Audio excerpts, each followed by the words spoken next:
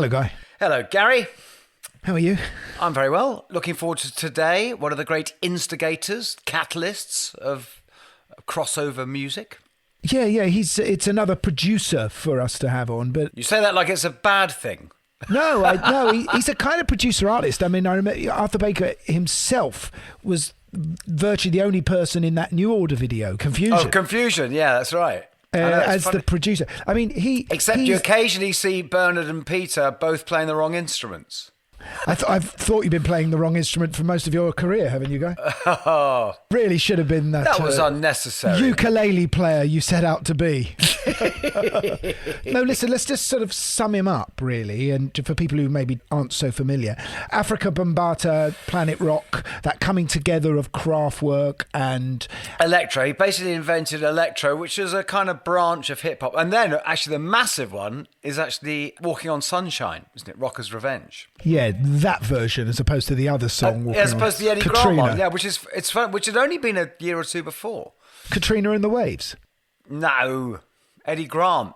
Well, there are 3 songs called Walking on Sunshine. There's probably hundreds of songs called Walking on Sunshine. When Let's Dance went to #1, I remember thinking, oh my God, I can't believe it. It took Bowie to come up with a song called Let's Dance. Turned out that was the 8th record called Let's Dance to get to #1. Wow. I've now had a great idea for a song, Walk on Sunshine. Was the B-side, He's Not Worth It? Yeah. But, he's worked with Bruce Springsteen. He did the first Bruce Springsteen 12-inch mixes and dance mixes, and he produced and mixed Bob Dylan. He wrote that famous song by Freeze, I Owe You, and produced that. I mean, there's a lot to talk about. The whole New York scene, the beginning of the 12-inch dance mixes, New Order and more. And then he moved here, which is where I actually got to know him in the 90s. I mean, he was everywhere. He's just everywhere. Let's get him on. Welcome to the Rockonteurs.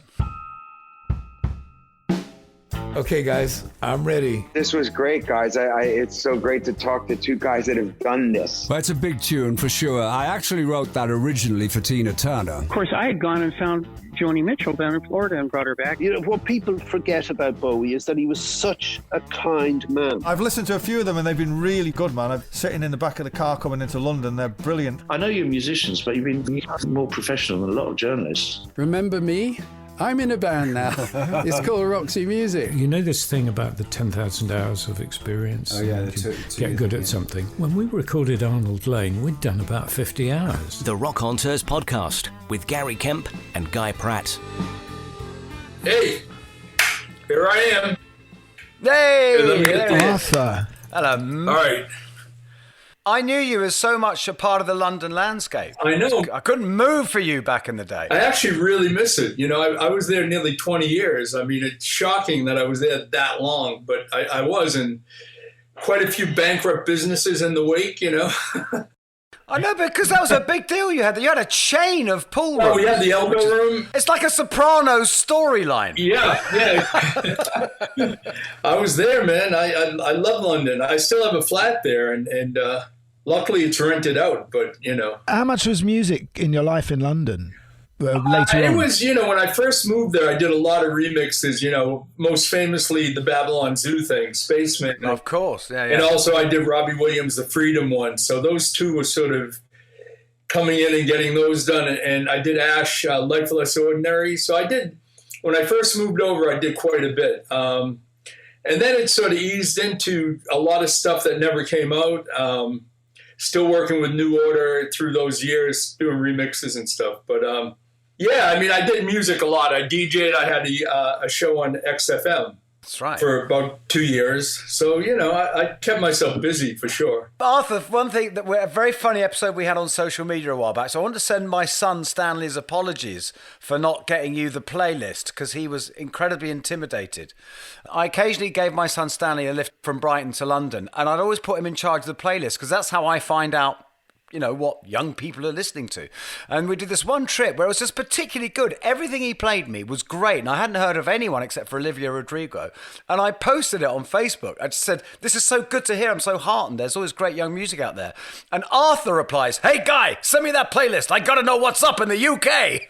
Yeah. So I then say to Stanley, Arthur Baker wants your playlist. And he's like, oh my God. My daughter, who's 7, she loves Olivia Rodrigo. I mean, she's great. great. She's amazing. And the production on it is, I don't even know who produced it, but the production's amazing, you know? Let's get in talking about your production. All right, yeah, that's a good segue in there, I guess. Yes. See what we did there. Yeah. I've sort of been looking at what you did in the early days, Arthur, and it was you seemed to be into Philly when you were a DJ I back love in Philly, Boston. man. I was like Gamble and Huff and Tom Bell. I grew up on Gamble and Huff and Tom Bell, and also Norman Whitfield. To me, those are the best producers ever. That's like the OJs, bands like that. Yeah, OJ's, Harold Melvin, you know, and what was great was I was just old enough actually to be able to go and see all those bands. So that was sort of a plus of being old now, was being able to see bands in the 70s. Did you have, because it's one thing that's kind of quite unusual. In England, where you're coming from musically wouldn't be unusual at all.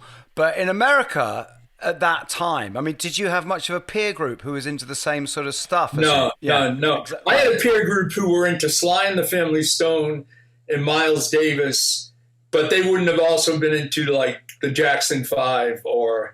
I loved the Allman Brothers, were my favorite band. So in my record collection, the Allman Brothers, the Jacksons, whatever, it was all messed up. And Funkadelic and Parliament in there? Yeah, I saw Parliament actually Funkadelic before it was even Parliament. Oh, wow. Funkadelic and Parliament.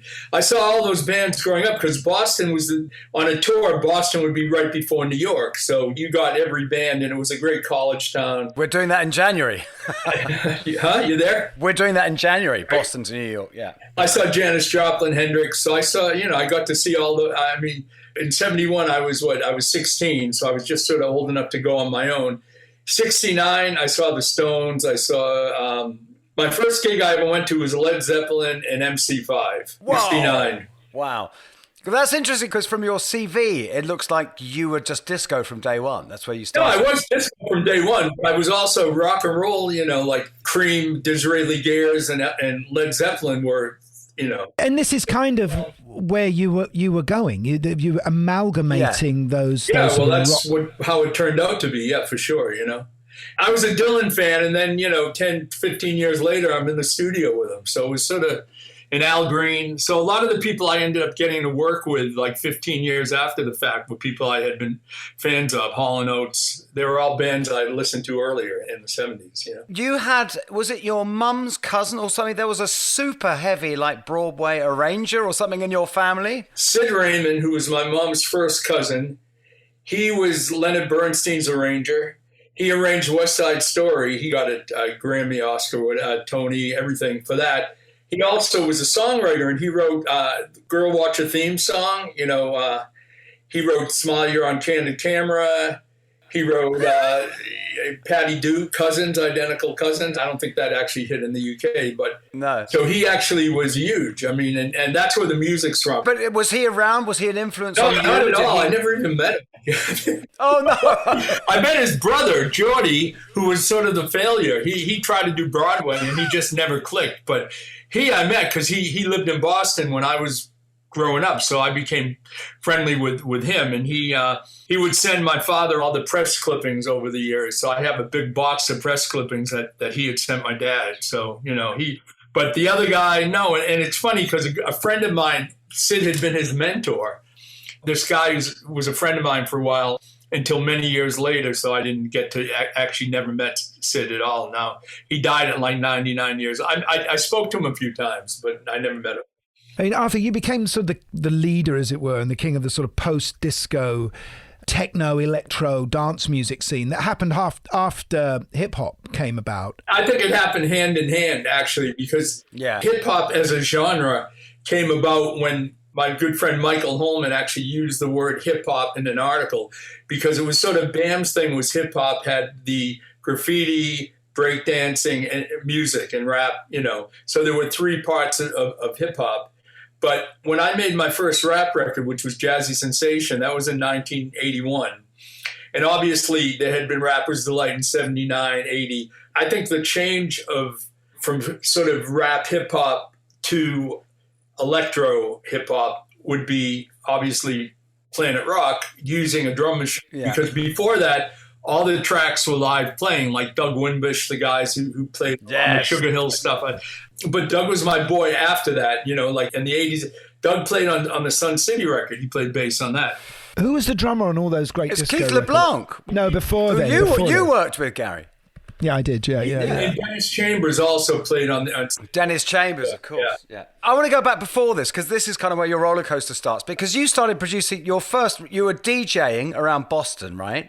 And then you go and produce a record with your bar mitzvah money? Yeah, with my. Well, yeah. But so what I mean, so if you're a DJ and you're going into the studio to produce, what did you do? Did someone have a song? I was a bad DJ, okay? I had good taste, but I had no patience, and I would just get fed up, and if people didn't dance to the record, I'd just take it off, smash it, and throw it on the dance floor, which wasn't probably the best approach. Very punk rock right there. I mean, I was definitely a punk disco guy for sure. But what happened was I decided I wanted to make a record, and I had some bar mitzvah money, and I was working in a studio in Boston called Intermedia, which Aerosmith had recorded, Jonathan Edwards, Sunshine. There were a bunch of records. I took a course there, so I got in there. First record I did, I talked the studio owner, this guy Dan Cole, into giving me free studio time and into putting up money for an arranger and musicians. So I did my first record was with a group called the New Hearts of Stone, because there had been an old Hearts of Stone on Motown. I met these guys. They were pimps from Rhode Island, right? So basically they put up the money for the musicians, and they wrote a song called Losing You, and I got the arranger in the studio time, and we cut the record, and I actually got a record deal for it with Disco One Records in Canada. So that was like 77 that came out. So my first record was 77. Then I figured, okay, I've got this bar mitzvah money. You know, there was no stock that I wanted to invest in at the time. So I said, I'm going to make a record. And I got a lot of musicians from Boston. We had, Berklee School of Music, great musicians, Andre Carrere, Jeff Anderson. I had like great musicians. And I just said, I want to make a disco record. I want to make like a Philly disco record. So I went in and I had a few friends, one keyboard player, Tony Carbone, and a singer, Larry Wedgeworth, who went on to make some records on his own. And we started writing records, songs, disco songs. So I had no training, but I definitely had an idea for melody and for lyrics. So we would write these songs, and we went in and we cut a whole album. And then Tom Moulton's brother, Tom Moulton was the mix guy even then. This was like 79. And Tom Moulton was the big remix guy and editor and all that. His brother happened to come in the studio, hear it. They end up buying the project from me. I get totally reamed. Totally. I got my first deal so bad that, Moulton, I still respect him more than any other remixer probably to this day. But the record came out on Casablanca. A few of the tracks were played at Paradise Garage. So it definitely gave me an entree into New York. It was called TJM, Tom and Jerry Moulton, And the record still sounds amazing. And he mixed it. I gave him all the multi-tracks. This is where he screamed. I gave him the multi-tracks. He said, we're going to re-record everything. We just want to hear the parts. So I gave him all the multi-tracks, and they just used everything I had done. Couldn't you have just given them a cassette? Yeah. I mean, did you get the writing credits? No, I got the writing credit and arranging. So they didn't, I got arranging and writing on the whole albums. But, co-producer would have been nice, but I just want to fill myself in, as well as people listening, as to the sort of evolution of dance music and disco remixes and where they kind of started, because obviously Tom Moulton's a big name in those early days and he produced Grace Jones, but Walter Gibbon, am I right to say Walter Gibbon did the first extended mix with Double Exposure's 10%? Funny you mention that. I would go to New York and go to record companies and try to make connections and stuff. And there was a guy named David Todd who was a remixer, and he was the head of disco promotions at RCA. One night after work, we went to go have a drink, and we went to this club, Galaxy 21, where Walter Gibbons was DJing. Right. And we were sitting there listening, and we hear this track, and it the horns kept rolling and rolling and rolling and building up. And we both ran over to the DJ booth, and we went and we saw it, and it was one record. And we're like, what the fuck is that? And then he said, oh, yeah, it's my version of Double Exposure, 10%. So that literally was the first sort of 12-inch that came out that you could hear that it was a remix and a re-edit and all that. So he was definitely the man. I mean, beforehand, Tom was remixing and doing a lot of stuff, but this was sort of the first DJ who got a track out like that. Was Jamaica informing any of this? Was like Scratch Perry and stuff? I don't know if it. I know it influenced guys like Francois Kevorkian, who came just a little bit later. I don't know if it influenced Walter. I mean, Doug influenced me, but that was like a little bit later. That was probably Paradise Garage, and Larry definitely had a lot of Dublin influence in his remixes. The Peach Boys, Don't Make Me Wait, that thing. That was a big record for me, and that really influential to me because it had the hand claps. It had the dub electro hand claps that would whip around the room, and he took a lot of chances, which a lot of remixes didn't do. When had remixing become a thing? I'd say 77, 76. I mean, because that's earlier than I thought. To be honest. Double Exposure is 76. Yeah, it became, and then major labels were having people like Jim Burgess and John Luongo and Tom Savarese, and there were a lot of, when disco hit, remixes started, 76, rock, there were a lot of rock bands who were having remixes done, even, the Stones and... Oh, yeah. No, we'll get to that. We'll get to that. That's later. I remember there was a brilliant record shop just off of Oxford Street in Hanway Street in London. Yes. And the West End, called Contempo Records. Yeah. And a thing you would do on a Saturday was you'd go down to Contempo Records and you'd literally all stand in the street while the guy inside played the latest 12-inch import from Casablanca or wherever. Yeah. And, there'll be 2 copies to buy. Yeah. But you must have been influenced by that with your early records too, Chant Number 1 and all that, right? Cut a long story short, I think was one of the first sort of 12-inch remixes from any guys other than, doing soul music and reggae. I mean, I remember saying to Richard Burgess, because I was so impressed by the desk and when you muted things and, and I always bought disco records. Yeah. Let's do a 6-minute version of this. This is 1980 with Cut Long Story Short. And eventually the chart number 1 12-inch came out the year later. Yeah, I think we were all getting into the technology of using AMS sampling and being able to repeat snare drums and putting it through reverbs and delays. Yeah, for sure, man. I mean, no, it was exciting. I mean, my instrument was always the board, like I played a little bit of other things, but when I would do the early mixes, I was like playing the board and doing mutes and running around and, it was a lot more fun than it is now. No, that's true. You're right. Yeah, the SSL killed everyone kneeling on the floor with their 4 faders. There's a great thing in your documentary you've just made, which is a really lovely point you make about how you moved to Brooklyn. And the first thing you do when you get to a neighborhood is find the record store, because that was your internet for everything, for like restaurants, bars, that's where your like minds are going to be. Yeah, exactly. And that's how my first job was a record shop. I've always worked in record shops. Like I worked in 4 or 5 through the years, and it was a great place to meet people. And it definitely always helped me. And you could watch people respond to, like you were saying about Contempo records. You could see what people were reacting to. When we first did Planet Rock, I brought it to Music Factory and put it on. I had like 4 or 5 people go, "What's that?"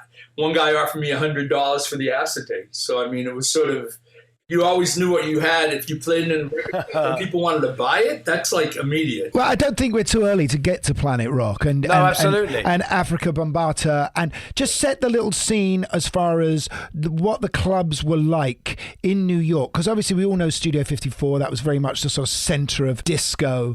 And the clubs had changed a bit. My first knowledge of clubs in America was Danceteria, which was this triple kind of floored club. That was one of the places where I would test my records. I would test them at Danceteria, Funhouse, and Paradise Garage. Yeah. Better Days occasionally, too. Was the Mud Club around then? The Mud Club was a little bit before that. It was still there, but it wasn't, whatever. I had my connections at these clubs, and I would just go do the rounds. They were all very close to each other. Like they were within like 10-minute, 15-minute walk. They were all really close. So you could just go around and one night you could hit every club, right? I mean, there were so many clubs. That was definitely the golden age of clubbing in New York, the early 80s. And through 86 or 87. But if you see footage of Studio 54 back in the mid-70s, it's basically white people dancing to black music. But is there a difference now? Is this more mixed clubs that were beginning to happen? That was not a club I went to, you know. I mean, I went to it a few times, but no, it wasn't my vibe at all. There was a Loft, you know, David Mancuso, the Loft. That was a great club. That was like an after-hours club. But it's important for me to know, though, Arthur. Are we talking about mixed race crowds here? Okay, so basically, Paradise Garage was mixed for sure. Danceteria wasn't really mixed, but anyone could get in there, right? Funhouse was really, they had in the beginning, a really racist door policy. They wouldn't let black people in. It was like really bad until we started kicking it up a bit. But it was funny because it was real Latino and Italian, but it was just, they would... Like Saturday Night Fever. It was a mafia club for sure. So there were issues there. But Garage, you know, and, you know, by the end of the day, it was a lot better. But Afrika Bambaataa, I mean, where did that relationship begin? Well, that began through Tom Silverman. We knew each other from Boston, and he had started this a dance music report sort of magazine, which I would do record reviews for. And then he decided to do Tommy Boy, and he met Afrika Bambaataa, and probably through the magazine, I would guess. And he said, I've got this guy, Afrika Bambaataa. He's got 3 rap groups. Do you want to produce some records? And I was like, sure, because back then, if you didn't have money, you couldn't produce a record. You couldn't go to your laptop and fucking program stuff, you know? So basically, I was working in a warehouse, and I had no money to make records, and, you know, anything you would do, you'd have to self-finance. So I was sort of not in a great situation. And then he came to me and said, you want to make some records? I was sure. And then we went in, we did Jazzy Sensation, which was the first one, and that was with a band, live music. And then when we went in to do the next one, which became Planet Rock, the rappers all were really disappointed by the track because they had wanted something more like Jazzy Sensation, which was more like just an R&B groove. But it was great, and we did really well, and it kept Tommy Boy open so we could do Planet Rock. But they didn't get it at all, you know. The drum groove on Planet Rock is from another Kraftwerk record, isn't it? Yeah, well, what happened was Tom and Bam had come up with a demo, which was they used Trans-Europe Express as a melody and beat, and then they had a bass line from I Like It by BT Express. So it was a down-tempo, probably about 115 BPM. You know, I wasn't blown away by it. And then I went to the Music Factory and heard Numbers, which was Kraftwerk's new record. Yeah. And that blew me away. And I said, why don't we do that beat with Trans-Europe Express melody? And we went in the studio and we did it. And that we had like 10 hours in the studio and we did it. And then Tom heard it and was like, he was there when we did the track, and he figured it was worth another 10 hours to finish it, which we did. Was Bam a DJ? Bam was a DJ, but he was a DJ, but he was also the record selector. Back then, he had Jazzy J. Bam didn't really cut. He wasn't like Flash. Flash was cutting and scratching. He had Jazzy J, who would do his cuts. So Bam would like pick the record, give it to Jazzy J, and Jazzy J would do the cuts. I mean, Bam did DJ too. But Jazzy J, and they were really a team, you know, and he definitely had ideas. The rappers, you know, they were not involved at all in the production, but Bam had ideas like there's a break in Planet Rock from Super Sperm, Captain Sky, and he said, I want that beat in there, and we programmed it and we did it. But, you know, again, Planet Rock was all played live and 808 programmed. Because you wouldn't have had samplers then, right? There was no... Unless you had a 25 grand for a Fairlight. No samples. Yeah, 25 grand. Try more. Fairlight was like 100 grand at that point. But this was a big cultural moment, wasn't it? You know, I've read in the past, and I might be wrong here, that Bam was the guy who was introducing, or some of the DJs at that time were introducing German electronic music in the shape of bands like Kraftwerk or even heavy metal rock, and putting that, crossfading that and dropping that in to standard club records. He was playing Aerosmith. He played the Monkees. He'd play anything that had a beat, basically. It was all down to what the beat was. He'd play anything if it had a funky beat. And, you know, he'd mix them together. Then people like Lady Blue and my friend Michael Holman brought that stuff downtown. So it became like he was playing in the Bronx, and then they brought him downtown at Negril, this club Negril, and then all the hipsters and the art world heard all that. Fat Five Freddy was involved in that also. So that sort of was how it sort of merged into being at Danceteria, because BAM, from the Bronx River Community Center to Danceteria and Negril, that was the journey that took the whole hip hop thing into the art world, Basquiat. Yeah, as a melting pot, that early 80s New York is kind of, I don't think there's anything that's ever really touched it. Obviously, then it influenced you guys in the UK and all over the world and Japan. It just sort of... Totally. It was all eyes on New York, totally. I think it was the most exciting period to be in New York. And I feel like I was really lucky because I was there for that. And then I was in the UK for...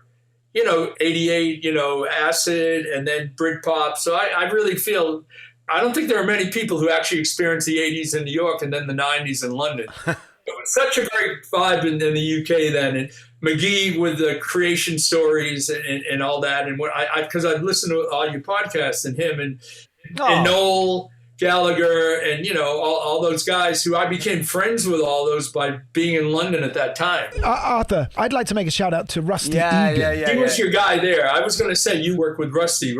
Rusty and I are friends, and I respect the fact he's still out there doing it, because there are very few people of our generation who actually still have that motivation to make music and to do it, But Rusty was the guy who was the DJ at the Blitz Club in London and, was Steve Strange's partner in the late 70s. He had gone on a trip to Berlin because of Bowie, and everyone wanted to see Berlin and get a taste of the club scene there because of Bowie's validation of the place. And he brought back all, this German techno music, Kraftwerk and La Dusseldorf, Nina Hagen, Gina X, and DAF. And that's what was being played in our clubs. And I remember we all went on a trip in 81 to New York, and he DJ'd in the Underground Club along with Robert Elms. But there was definitely this German music was definitely filtering into discos. What's very funny, you say that, but Kraftwerk in, I think it was 73 or 74, Autobahn was a pop hit in America, like top 30. So literally, when I was working in a record shop, I sold so many copies of Autobahn, because it was like one side, the Autobahn. It was, and I always at the time. But it's a Beach Boys song. I was just going to say fun on the Autobahn. Yeah. You took the words out of my mouth there. Oh, I'm sorry. I shouldn't. But Mark Kamens, I want to give him some credit, because Mark was sort of the Rusty Egan of New York in a way, because he was very experimental, and he's also the one who discovered Madonna, did her first record. He was a DJ at Danceteria, and he was my sounding board a lot. I'd bring him stuff right away, but he passed away a few years ago, and he was the first DJ from New York who traveled. He went to Japan, I don't even know, in the early 90s. He's the first guy who did that. And why do you think people hold up Planet Rock as being this great sort of watershed moment or key seminal moment? Because it was, I guess. But where did it reach? How did it feel? Very different at the time, man, because first of all, it was the first electronic pop record over here that merged electronics and the Bronx. So it merged Germany and the Bronx. So that was one thing. And it also had a ton of hooks in it too. I mean, there were Rock the Planet Rock and all the cities. It was a pop record that also, the mix style of it was mixed like a dance record with the breaks and stuff. So I mean, I saw that as a dance record with rap on it. And the other thing is the instrumental. A lot of people were playing the instrumental a lot before they'd even play the rap. The instrumental got a lot of play over here. So I think it was a combination of all that stuff, But then the big one is what comes next, isn't it? Is Walking on Sunshine. Yeah. That's when everything goes really nuts. Well, yeah, for over there, yeah, because Walking on Sunshine did a lot better in the UK than Planet Rock sales-wise. That blew up. And that's why you watched the film, or you watched part of the film. So basically, I met those guys. It's so sweet. I've got to say, it's so charming. It's the record shop where you hung out, where you first moved to Brooklyn. Yeah. It's so sweet. Yeah, that's the story. So we met, and then we went in and cut the record, and it was a big hit, and Just to point out, so just to explain, it was the two brothers and your wife, my ex-wife, your ex-wife, and the two guys who ran this record shop, who then become Rockers Revenge. They sang the record. Yeah. It's fantastic. And it became a hit, and they didn't quit their day jobs, and that's what the movie's about. I don't know if Gary got to see it, but yeah. So I did. I've done a film on Rockers Revenge called On a Mission, and it's really, really good. It's very moving. Thank you, thanks. And so that's what I've spent my last 3 years on, that film. So hopefully people will be seeing it next year, because next year is the 40th anniversary of Planet Rock, of Walking on Sunshine, of all this stuff. So, how did you write Walking on Sunshine? What was the process of making that record? That's an Eddie Grant song. Eddie Grant song, and I had heard it at Paradise Garage. It had been out, I think it came out in 79 or 78. It was 3 years old at least, and it had been an underground record. And I went in the record shop, and I had started a new label, Streetwise, which was my label. After Planet Rock, I was able to get financing for a label. And I wanted to do a track, and I went in and we discussed it, and they said, we decided Walking on Sunshine would be a good track. And I didn't know any singers, so I asked the guys from the record shop who could sing it. And one of the guys said, "Oh, yeah, we sing. Let us try it." So they did it, and we went in. It was a really very quick process, and we got it out really quickly. And then Tracy Bennett heard it when he was in New York. This is London Records. Yeah, he picked it up, and immediately, I mean, we had it out probably 2 months after it came out in the U.S., which was really quick at the time. And they took back white labels, and Tracy got some white labels. In the film, I mean, he said that if they had made the trip to the UK, it would have been a #1 record for sure. That's right. They turned down Top of the Pops, which to Gary and I, to the Americans, they don't understand. To us, the Top of the Pops. I understood, but they quit their day jobs. But the movie takes it from there, and I think the movie's great, and really excited about it.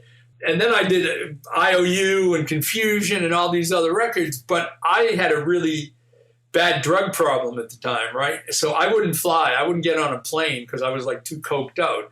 So for 5 years, I was being offered, Tony Wilson offered me the Happy Mondays to produce, and I wouldn't get on a plane either. And then finally in 87, I stopped doing cocaine, and I got on a plane, and that's when I first made it to the UK in 87. But actually, I'd like to go back. I want to jump back to New Order, because you insist on writing with them in the studio, right? Which is something they've never done. Yeah. A friend of mine, Michael Schamberg, he ran Factory New York, and he's the one who hooked us up together. And they sent me some tapes and demos, which I wish I had now, but I never listened to them. And then they got over here, and we went in the studio. We went in Brooklyn, and we just sort of jammed and wrote some ideas down. And then we all sat in a room with Rob Gretton. I actually have great Polaroids of us in the room, sitting there wanting to write lyrics. We're writing the lyrics together. So we finally got in the studio. It was all within a week, and we wrote Confusion and Thieves Like Us. And unfortunately, whenever I got to work with Barney back then, he would be in New York for a week, and he would just cane it. So his throat was always fucked up. So we had issues with that. But we did Confusion, and then they took the tape of Thieves Like Us, and I hadn't heard from them in quite a while. And then one day I'm in a club, I think it was the Tunnel, and I hear this beat, and I'm like, man, that sounds like one of my beats. So I climb up to the DJ booth, and there it is, Thieves Like Us. And I did get a writing credit, but that was sort of a surprise. I didn't even know they had finished it. Just talk about the ways that artists started to be able to sell themselves. There were 4 key ways, wasn't there? You want to get your record on the radio. Yep. You can go out and play live. You got to make a video for MTV. And then the other thing became, you got to do a 12-inch. I remember we were trying to push the record company to do 12 inches initially. And then when it came to us putting True out, and I said, look, we don't want to do a 12-inch remix of this. They were like, what are you talking about? You've got to, because this was how you do it. But you became the king of those mixes for the big names. I'm talking about, Springsteen and Cyndi Lauper. And did you actually meet Bruce? Did he ever play a part in that? What happened was, I was doing a lot of work for Columbia and Epic at the time. I worked with this group Face to Face, and I was really connected in there. Cyndi Lauper was my first remix there, and Jelly Bean had done a remix, which she didn't like. So I went in and did a remix. They loved it. Cool. It came out. Through that, Joe McEwen, who was at a CBS, he was an A&R guy. he hooked me up for the Springsteen thing. I went in to Power Station where Springsteen worked anyway. He wanted us to mix it there because he didn't want the tapes leaving Power Station, which was an interesting thing. This is the Born in the USA album, isn't it? What's that? You're Born in the USA. And literally he came by and watch us with the remix. Bob Clearmountain had been working with him, and Bob Clearmountain introduced us to the room and showed us around. And then like a half an hour later, the AC went out. Springsteen shows up. There's no AC. We have fans and in there trying to keep us cool. And he goes, let me get some beer. So he goes out and gets a case of beer. He went out, got it, brought it in, and we're drinking beer and doing the remix. And he ended up loving the remix. And after that, basically I get a call from McHugh, and he goes, Bruce's next single is Cover Me. And he had written that and recorded it for Donna Summer, right? So basically he had done it too fast or something, but he didn't want to go back in and recut it. So he said he doesn't want to play it live because he doesn't like what he did with it. He needs some ideas for the arrangement of what he could do. So why don't you go in and do a remix? So I did a remix and added delays and a new intro. And then he ended up playing it partially my arrangement. I went to see him at Giant Stadium, and he started the song, Cover Me, with the delays and stuff. And I was like, well, he definitely listened to the remix. Mm-hmm. And then I did Born in the USA. So I did the 3 mixes. And when Dancing in the Dark, which was the first one, when that came out, I got death threats on the radio. Why? They were, someone should kill this guy for fucking with Bruce's music. And on the big radio stations in New York. It was so controversial. People were so tied into this idea of Bruce being this pure artist who wouldn't let anyone, All right, this is the Judas moment with Bob Dylan. It's Obama getting You Lie, But also because I wondered about it, because it gets to the point where, you're remixing, but especially when you're doing the 12 inches, the extension, for a lot of the more traditional sort of rock artists, there must be an element of them going, what the hell is this? What is going on here? You know what, though? I would always keep the song, though. That was the thing. Remixes later on would just trash the song. So at least kept the song, which to me, I would judge something I was going to remix if I liked the song. It wasn't like, I can sample that vocal and make a hook out of it. It was more like, do I want to listen to this song 1,000 times, right? Because when you're doing a remix, you're listening over and over and over. I couldn't remix anything I really didn't like because it would be like painful, right, to do that. That's why I never really did a lot of albums that were successful, because you're buying into a group and they're all their songs. And if you don't like them, what's more painful than having to listen to a song over and over again that you don't like? You're absolutely right. And you've touched on something there, because I did wonder, because obviously, your integrity is clearly very high, because there was an element, wasn't there, in the 80s? There was a slight money for old rope thing, wasn't there? No More Lonely Nights, the McCartney one, I did that purely for the money. I got 30 grand. I own the studio. So, I loved some of his earlier solo stuff, was amazing, but that song wasn't it, Did you keep the Gilmore guitar solo? There's a Gilmore guitar solo on it. Did you keep it? Probably not.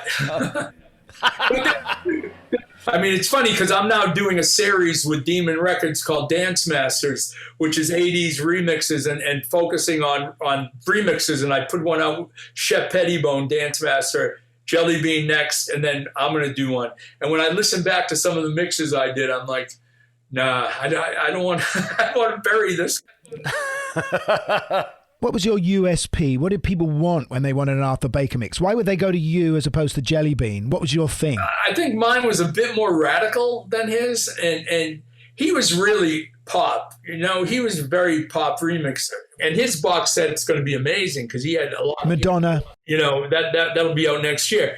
But for me, I don't know. I was more radical, and I proved myself as a producer. So I went the opposite way. Most people went DJ to remixer. I went DJ producer remixer. So people hired me because they loved IOU and they loved Planet Rock or Walking on Sunshine or Looking for the Perfect Beat or those records. So they wanted some of that, right? They wanted it to be a little more radical, but they knew that I would respect the song. And that's what I did. And, most of the times I didn't have issues. I think my most radical remix of a big act is probably one of my favorite remixes ever, which was Too Much Blood. Oh, yeah. By the Rolling Stones, because I took Bill Wyman's bass off and I put this guy I had, Brian Rock, who also played on Cover Me. He was in this band called Mojo Naya, a reggae band. And I used him on Cover Me and Too Much Blood. And the Stones, they loved it. I mean, they loved the Too Much Blood remix. And then Bill left. That's not why Bill left, is it? There's not a lot of remixers who get in a live bass player. That's why I'm just going to gloss over the fact you've never got me in, Arthur. But But I guess, Arthur, your big drum sound was very, key to what... The big drum sound too, but, different mixes like Cover Me, I went really for more of a reggae dub thing, for sure, because of the song. I just made it more that. And to me, that's my favorite of the Springsteen remixes. That's my favorite one. If I can get it from my box set, that's the one I would use, because I think it's the purest, it's the most sort of experimental, changing the bass line but keeping the whole song. Jocelyn Brown had been a background vocal on that, which he didn't use. And when I put the faders up, when I got the tape, I'm like, that's Jocelyn Brown. And I called her up. I said, Jocelyn, did you do a demo for Bruce Springsteen? Oh, yeah, I think I did that, a few years ago. So I used her vocal all over it, And one time I had an issue with Fleetwood Mac because I actually met Lindsey Buckingham, and he gave me the tape for Big Love. I went to his house in L.A., and that wasn't common, to actually meet the artist. I met Rico Classic when I did Hello Again. I met some of them, but I went to his studio, and he played me the tape, and we went through everything. And then when I went back to mix it, there was no really good bass line on that. So I put a synth bass line, which was sort of pedaling through, droning through. And also I put Stevie Nicks had been all over the thing, but not on their version. And I was like, well, I'm going to use her vocal because House Upon a Hill, she was really wailing. So then I put her in and I made it more like a duet. And when I turned it in, they were like, well, it's amazing, but Lindsay didn't want her vocal on there. I go, well, if he didn't want it, he should have erased it off the fucking tape. Yeah. Oh, mate, you don't get involved in the Fleetwood Mac domestics, Basically, I ended up doing a dub, House Upon a Hill dub. That one, number one, that was probably the first, I would say that was the first house remix of a rock record ever. That was, because that was 87, I think. I think that was the first house remix of a rock track. So that's another thing to come to, by the way, because when the whole house thing happened, which is just real straight four on the floor, disco-based thing, that must have really changed the remix landscape for you, or did it? Well, yeah, it did, because it made it so that, you could just stick a 4/4 kick drum underneath anything and, basically put some percussion down and you could make it a dance track. But the thing was, the first time I ever made it to Europe, I went to meet him, and that was in 87. And I was meeting people from all over Europe, and they said, your records are great, but you should just put a straight kick underneath. And piano. Danga, danga, danga, danga, danga. No, but they were right, actually, because there were a lot of records I was doing that was more like, hip-hop-y, up-tempo hip-hop. And Europeans couldn't fucking dance to it, because they needed that straight kick. And they were actually... I didn't listen. I was like, nah, that's bullshit. And then house music came, and that was the secret of house was just straight kicks, Let's talk about Sun City. Yes. Because this was a massive record. We had Little Stephen on a couple of months ago. Sun City was a year of my life. And it was a great project, man. I mean, the people I got to work with, it's insane. Yeah. Peter Gabriel coming into the studio and literally people would show up and I'd be there and, I'd be like, oh, hey, Peter. And, what do you want me to do? And they'd go in and you could just sort of direct them on stuff. So I was really, I did a lot of work on that record. So, just the housekeeping alone. There's so many, forget Band Aid. There's like hundreds of singers to, No, just the Winnie Bagos. No, it was hardcore. Who would show up and that it was a great project. The only thing with Steve is he wasn't a late night guy. He would like 9 o'clock. He liked structure. He'd be in there early and go till 9. And you guys know that was 85, man. 9 o'clock. Yeah. That's when the shit started kicking off. Yeah. And I had Tom Lord-Alge, Chris Lord-Alge, and they were the engineers. They they all worked for free, but they didn't work for free, if you know what I mean. They were like, you ought to sort them out and to keep them up at night. So it was crazy days. And one day I had George Clinton, Bobby Womack, Eddie Kendrick, and David Ruffin follow me in to my bathroom. Okay. Wow. Brilliant. Enough said. I won't continue. I mean, it was a mental year. The fact we made a great record. Brilliant record. We were able to actually make a change in the world. That was a one-off. And of course, funnily enough, the thing is, Arthur, is that you weren't in any danger of playing Sun City because you wouldn't get on the plane. Yeah, that's true. You got a United Nations award for that record. It was amazing because as a kid, I was very political and we had family in South Africa, and my dad threw them out of the house because they were racist. They came to visit us when I was probably 8 or 9. And I'll never forget my dad telling me to get out of the fucking house, you know?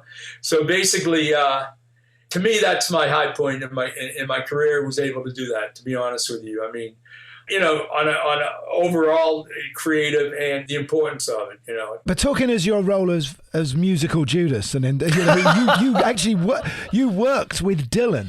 You know, you did the famous, you know, what album, the Empire Burlesque. Yeah, which, you know, people were a little shocked by when Dylan put this album out. But how was your relationship with him? Well, it was great. It was great, and it was really good until I was in jail for the second album, so I couldn't do it. Literally, I got arrested. That's in my book. I'm saving that story. But basically, no, Bob. Yeah, I'm sorry. Yeah, okay. No, but what I will say is Bob, I mentioned in his book, in Chronicles, which, you know, that's another high point. If I had like 4 or 5 high points in my career that he mentioned me in his book, and about, I requested a song to end the album. I said to him, we should have an acoustic song because, you know, we're putting all these bells and whistles on this record, and I think your fans would really love an acoustic song at the end of the album. And he was like, thought about it. And then the next day he came in the studio and he played the song Dark Eyes. He played it twice, and that was it. I figured it was an old song because when I had first met Bob, he played me like 50 songs, like boom, boom, boom on his cassette player. I never knew. And then when Chronicles came out, he tells a story of how after I said that, he went back to the hotel and wrote that song that night. And we recorded it. It was the first time and second time he had ever played it. I mean, he had written it, but he had never played it before. So hang on. So the real thing here, Arthur, is think about how does this feel that you actually got Bob Dylan to write a song? Gary does not ask Gary all the time. Will he write me a song? Will he? Fuck. You're not my muse. But what was that like? Did Bob's songs on the demos, were they just him and an acoustic guitar? He had started the record, right? The only thing that I was actually there for the actual tracking of the entire thing. We did a lot of overdubs, but was When the Night Comes Falling from the Sky. Sly and Robbie were there, and they played that down live. A lot of this stuff was taking stuff he had already recorded with like Stan Lynch and, you know, Tom Petty's group and all these different people, and sort of trying to make an album out of it. So that's what it was like. And it was sort of going through, watching him writing lyrics and changing lyrics and writing a lyric and going in and singing it and then not liking it and ripping it up and going in and writing. You know, he was like writing as we were recording, which was sort of interesting. That's amazing. So you were party to his process. But he would take everything home. Like he'd draw a doodle and he'd take things and you couldn't even get like one of his doodles. He would pack everything up at the end of the session. And you mentioned Daryl Hall and Oates. You did the big Bam Boom album with Out of Touch on it. We both love Daryl Hall, don't we, Guy? I mean, got to get him on the show. No, Daryl was great, man. I had been a big fan, and then Tommy Mottola, which that's a whole other episode. Tommy became my manager, and then he wanted me to work with Hall & Oates. And I produced with Daryl Swept Away for Diana Ross, so I had worked with him. But then he wanted me to go in the studio with John and sort of vibe, and we went in the studio, and John had played me all these demos, which I didn't really rate any of them. And then he said, I have this track I think might be good for the Stylistics, because I had signed the Stylistics to Streetwise, to my label. And he plays me this track, and I'm like, dude, you guys got to do this. This is a #1 record. Tommy will have me fucking killed if I do this on the stylistics, you know? And it was Out of Touch, you know? I mean, John wrote the chorus of Out of Touch, and then Daryl took it and did the verses. But one of my favorite songs to this day, Out of Touch. I love that song. Great song. So we should briefly touch, because we've been keeping you a while.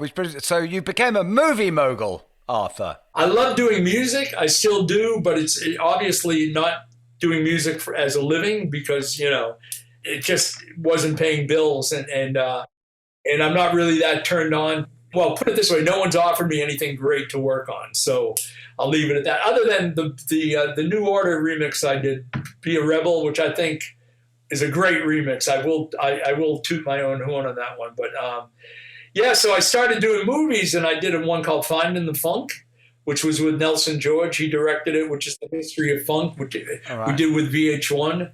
And then I did the 808.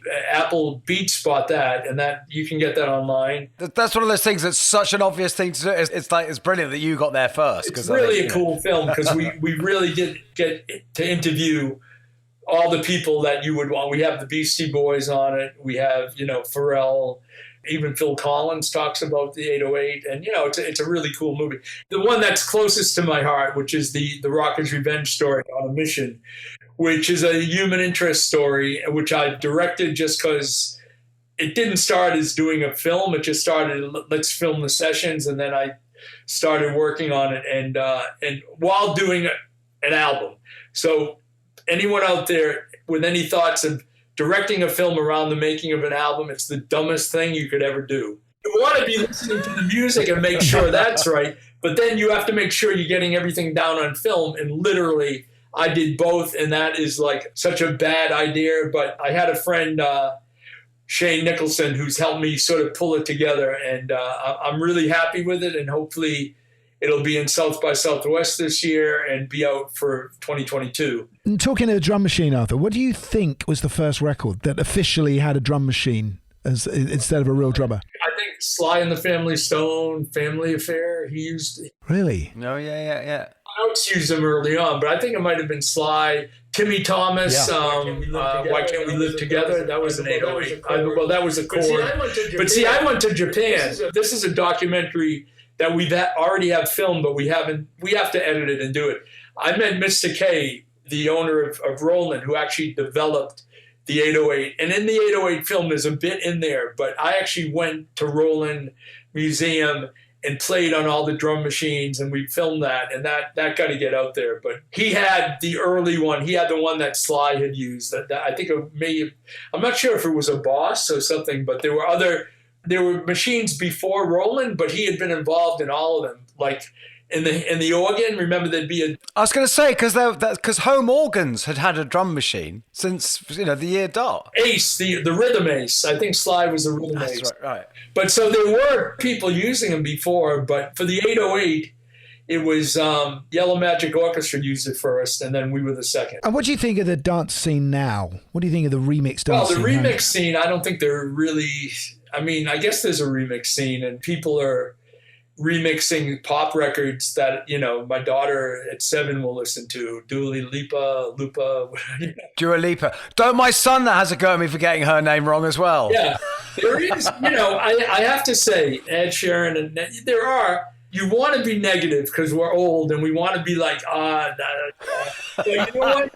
I was always of the mindset that if someone can make a great pop record and millions of people want to hear that record, I have to respect it. I don't have to like the record. And I have to give respect to the artists that are doing it because they know what kids want to hear, you know? I mean, I'd have fights with people over David Guetta because people would go, oh, he's a hack, whatever. I'd say, listen, the guy is making music that millions of people want to hear. Maybe it's not my taste, but I have to respect the fact that he knows how to relate to people. And to be honest, making pop music is relating to as many people as you can. You know, I can't do that now. I don't do that. I mean, but I think the remix scene, you know, it's more now if you get a hit record, a big pop record, and you can do something cool with it, you know, they're not calling me for that, but they're calling DJs who are like current hot DJs, and you got the Diplo's doing really cool things. You know, they changed their track. You know, there's a lot of people making cool music, and obviously dance music is pop music now. Hip hop music is pop music. You can't separate it. That's what pop music is now. Rock and the other stuff is a subgenre. Pop music now dance and hip hop. You know, Olivia Rodrigo, that, you know, she rocks out a bit. Yeah, I think those are amazing records. You know, I'm like. People like Mark Ronson who can kind of merge the two, who can work with artists. Mark can do that because he has the background, but he's young enough to be able to relate to that. And as I said, Diplo can do it, and there are other people doing it too. But, you know, I'm happy with where I'm at. You know, I can make my own records and do retro sounding records. And Arthur, I think the thing is that no one can take away from you what you achieved, and that's, you know, a huge legacy that you've left. Yeah, I try to explain that to my daughter at 7, but I think, you know, I say, your record there, you see that beat? That was a beat like I made it like 40 years ago, and she's like, Thank you so much for coming on, man. Yeah, Arthur's been great. She's going to do her music. Her musical mind already is insane, literally with beats. It's crazy. It's that side of the family, man. It's literally nuts what she does. She plays drums, and I mean, it's nuts, but I don't really want her to be a singer for sure. You know, that's like... There's someone at the door, so that's a good cue for us to say thank you and goodbye. I really Arthur. enjoyed this. And Arthur, lovely to see you, man. It's been, I'll say, I miss you being around. I'm going to be in town December 10th at Jazz Cafe for Rocker's Revenge. We'll try and get down to that. We'll see you then. Okay, man. All right. Take care, guys. Cheers, Arthur. Later. Well, he's still got the energy, hasn't he? He's a ball of energy, that man. He has. I think I got somewhere close to the way he must have operated in a studio. Yes, exactly. Because, I mean, physically, you know, for people who haven't seen Arthur, he's a big guy. I mean, he was bigger then as well, with all that leonine hair and that huge beard. He was kind of Hagrid, wasn't he, really? Yes. But you know what? It did occur to me that actually he was like the Quentin Tarantino of music. You know how Tarantino got all of his his Google would have been the video store that he worked in, and he got everything from there. That's right. Yeah. But it's a lovely point he made, because there isn't that focal point now. It's like if you're in a new town, you go to the record shop, and there's the people who will know what you're interested in, where it's at. Anyway. Yeah. Now you just sit down at your phone. Yeah. I kept trying to get a word in edgeways, but it passed bad anyway. I know. It's just like being at home, really. We'll see you next week. We will with someone else. What else can I say? It'll be someone else. But it's a pleasure doing this, isn't it, Guy? We do enjoy it. It is a pleasure. No, we love it, and we're now just so learned on our chosen field. Yes. Well, that we're going to start. You know, I'm going to start becoming a professional pub quizzer, I think. There was a lot of moments in that interview, wasn't there? Because the sound quality was so bad that you couldn't hear us speaking, that it became like an 80s 12-inch, is it? No. I just need to talk to you. Anyway, nice seeing you again, Guy. We will see everyone else next week, and it's good night from me. It's good night from me. Thanks, everyone. Bye.